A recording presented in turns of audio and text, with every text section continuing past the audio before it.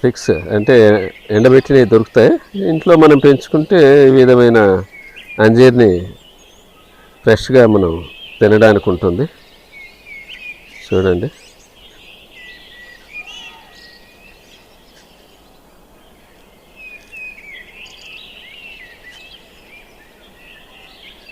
Fresh అంజీర్.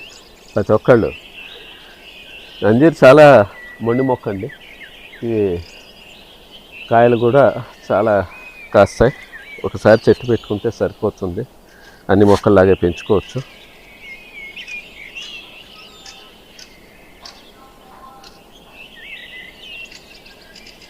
చాలా taste ఉంటుంది, ఫ్రెష్గా తినొచ్చు.